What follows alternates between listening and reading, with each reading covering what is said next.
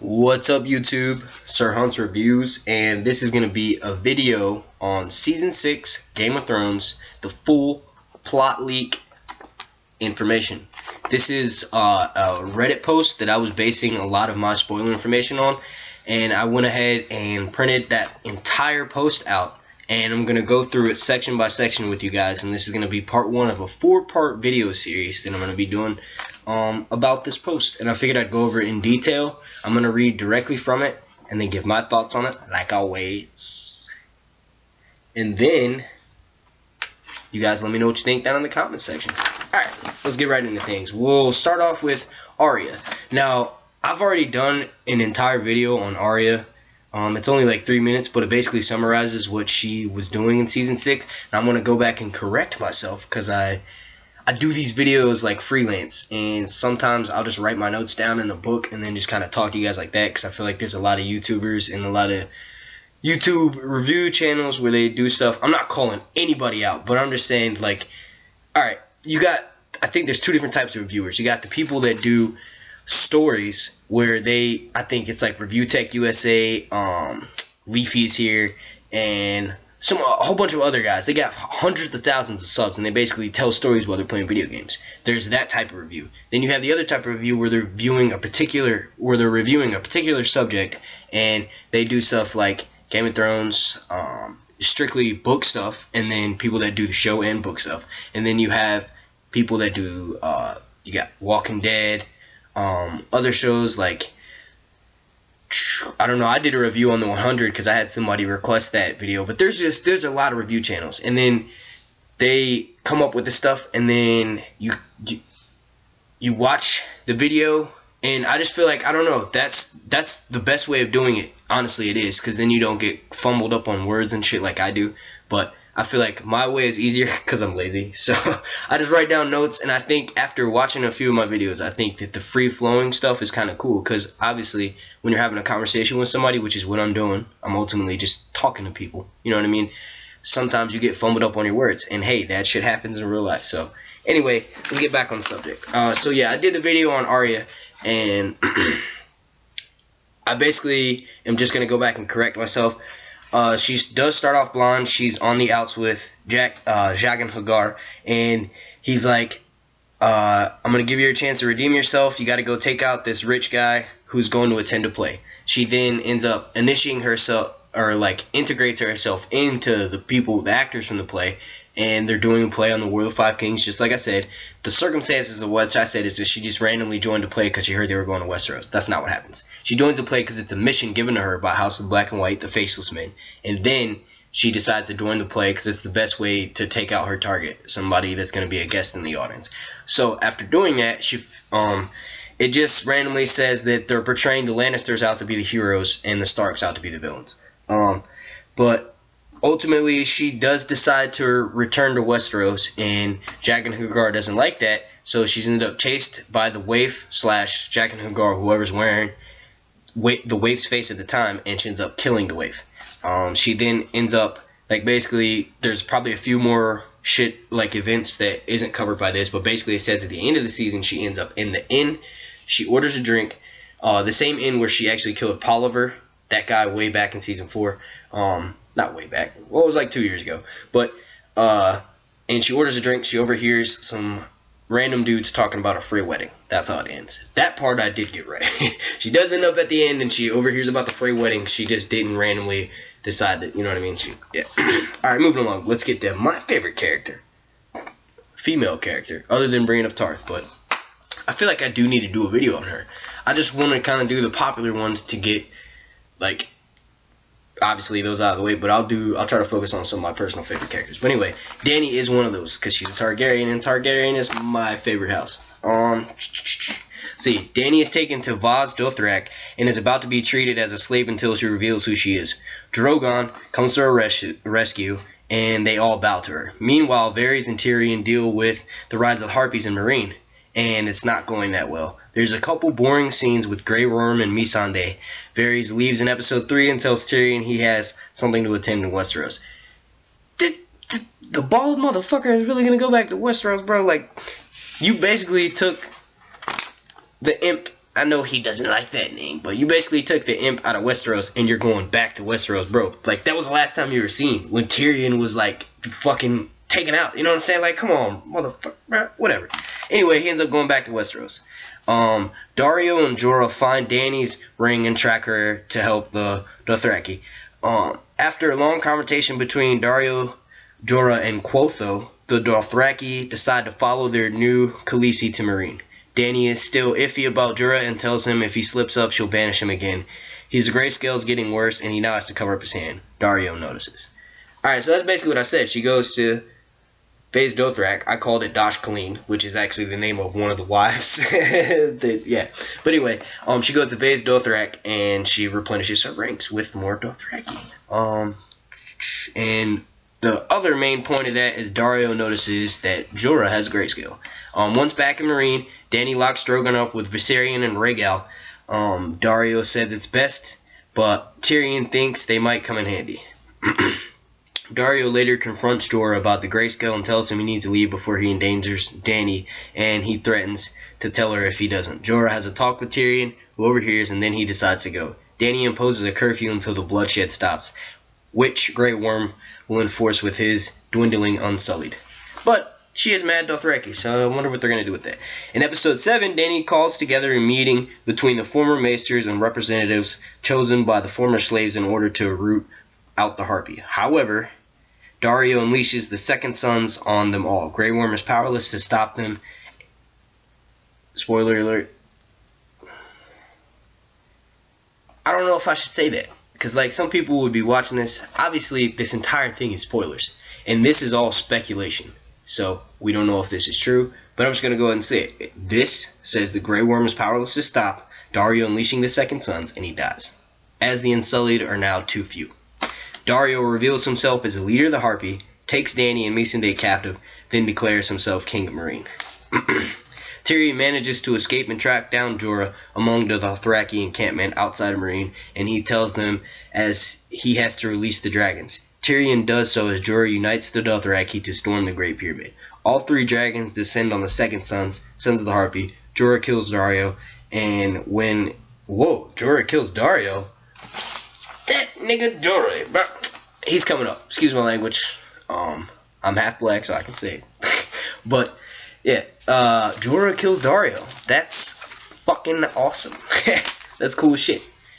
If this actually happens, which I'm going to be, honestly, I'll be happy if none of this shit happens, because I made that mistake of reading all this shit all the way through, and if all of this does happen, I'll be mad. But I made this channel specifically for people like me who want to know what's going to happen. And like I said, this is all hearsay. This is, some people have posted shit about like season 3 and season 4 before and have been completely like way off with their shit. After Jorah kills Dario, the last scene is Dany telling Jorah, Tyrion, and Missandei that she will order the Dothraki onto boats and they will be going home. This is brought on by an unexpected visitor, which is touched on later. I'll probably get to that either in part 2 or part 3, because I know that's towards the end of the article. And then what's going on in Dorne? Moving right along. Not a big fan of the Sand Snakes. I've said this before. I was actually rewatching episode 6 yesterday, or episode 7 of season 5, and I rewatched that fight scene, and I just want to go explain myself real quick, because I said the fight scene was really cheesy, and Keisha Castle Hughes is not a very good actress, and I don't know why they gave her the most lines, but having rewatched that, I felt like the fight scene was like by inexperienced ass people, and it actually made a few, like 2 of the best fighters, in my opinion, Bronn and Jaime, before he got his hand chopped off, look like amateurs. Reason being, Jaime was missing a hand, and Bronn is like, the dude loves women, so he's obviously gonna like defend himself, but he doesn't necessarily want to go full on hardcore as he has done in the past, because like I said, he likes girls. So analyzing that the way I do, I realized that that's why that fight scene was played out the way it was. It wasn't poor choreographing, it was just they had to put themselves in the mind of those characters, and in doing so they realized Bronn, woman lover, is not going to go full on at a girl, just like most guys wouldn't, you know what I mean? Unless it's Brienne of Tarth, because that bitch took out the best fighter, the Hound, you know what I'm saying? But anyway, and Dorne.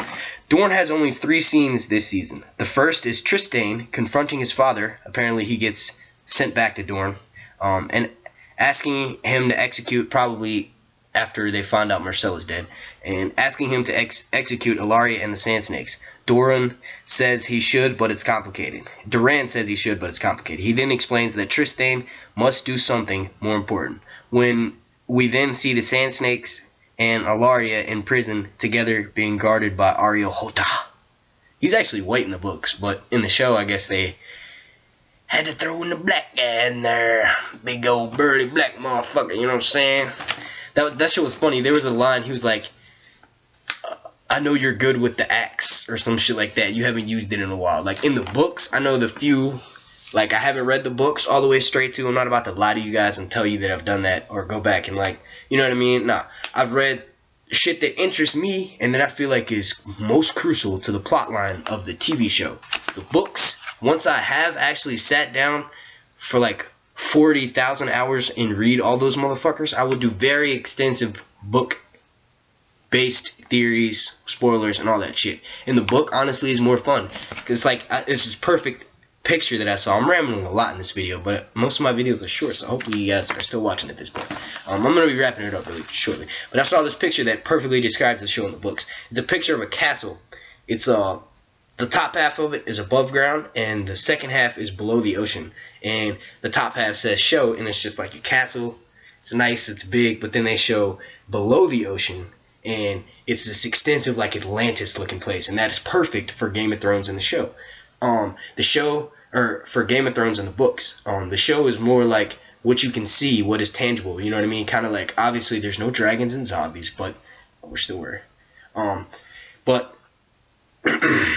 they make it more believable in a sense, you know what I mean? And they kind of make it easier to follow, just like Star Wars Episode 7, they made it really easy to follow.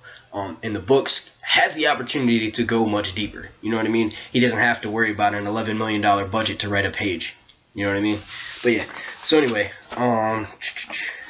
in Episode 6, we see Doran free Ilaria and bring him to his chambers. Then he explains to her his plan to support Daenerys to take back the Iron Throne for House Targaryen. Oh shit, I think we just figured out who that person, the reason why Dany sent all the Dothraki back home. That person could be Doran. Ilaria is then banished. She asks about the Sand Snakes, and Doran says they will get what they deserve. In Episode 10, the Sand Snakes' fates. God, that's like a fucking tongue twister. In Episode 10, the Sand Snakes' fates are revealed to them, and Doran tells them they can prevent their execution if they go to Old Town and complete some sort of mission. Alright, this is where it gets a little bit unbelievable. I can't see Doran. It just doesn't make sense for the show. That's like a huge, what the fuck, they're linking Dorne, unless they somehow go back and show some shit at the beginning, you know, that little clip, interlude shit they show at the beginning or whatever, that little clip montage where they show all the scenes that have happened that are going to relate to that episode. Unless they somehow do that for several episodes and are catching shit up, I can't really see this, honestly, this happen. I can see the Sand Snakes being banished and Ilaria being banished, maybe executed, but I definitely can't see Doran going to fucking Dany, like Doran sending his son to Dany. I don't know. That would be awesome if it happened, because that would make it seem like maybe this was leaked before they realized they were going to have to do a whole nother season. So maybe this will happen, but it's going to be super fucking stretched out, like 20 hours worth. Alright, moving along. Sam arrives in Old Town in Episode 2 with Gilly. We see him meet with the Archmaester, and he puts Gilly up in an inn with little Sam. No idea if they actually aged the baby up yet. That's what this guy says. Later, he receives a letter asking him to find out everything he can about Valyrian steel as fast as he can. He decides to go to Hornhill, where his family's from, and his dad has been cast, his mom has been cast, and his little brother has been cast. I think he had a sister in the books, but he doesn't on the show. We get a very awkward and very entertaining family reunion halfway through the season, which, when I read this the first time, reminded me immediately of that Ramsay Bolton, Fat Walda, and Sansa, which she had the best line of her entire show, and she's like, this isn't strange. She's like, basically, this is my home, and the people, y'all are fucking strange. You know what I'm saying? Like, I grew up here. This is my fucking house. You guys are the strange ones. You know what I mean? Like, basically. But yeah, there's a very awkward family reunion with Sam and his family and Gilly and little Sam. And then in episode 8, he returns to Old Town to find that it's been sacked. The Archmaester is dead and a book is missing. We don't see him till episode 9 or 10. Now this has to deal with the whole Euron Greyjoy, the revenge of the Greyjoys of the show, because they fucking wrote them off other than Reek, Theon. You know what I mean? And then it leads us to the Iron Islands, and this is going to be the last part of the show. This is going on 15 minutes. The last part of this video. In the opening scene, Euron is seen... we see Balin riding on a bridge in the Iron Islands with Yara. He suddenly clutches his heart and falls off his horse. Yara then meets with Aeron, who tells her that he is coming, which I think is... I don't know if they cast Aeron. I think they did. I think the only one they didn't cast was Victarion. Midway through the season, we have the famous King's Moot, which I actually heard in the new spoilers that that's like one of the second or third episodes, but they are saying it's midway through the season, where Euron arrives and becomes the new king of Salt and Rock. He swears to lead the Ironborn to greatness. He then says that his first target will be in the north, but will instead be Old Town. Aeron tells Yara in secret to hunt down Theon and bring him back. He raids Old Town in episode 7 and makes off with the book and the Crypt Maesters Guild, killing the Archmaester we saw Sam meet earlier. Alright, now that's pretty much going to wrap it up for this episode. I'm going to go over King's Landing and the Riverlands tomorrow. Alright. I want to thank you guys for watching. Sorry for the multiple rants that I went on this video, but I feel like I had to get some shit off my chest for YouTube. This is a part vlog / review, you know what I mean? So anyway, thank you guys for watching. Make sure you click like, subscribe, go to this video I'm suggesting up here, and peace.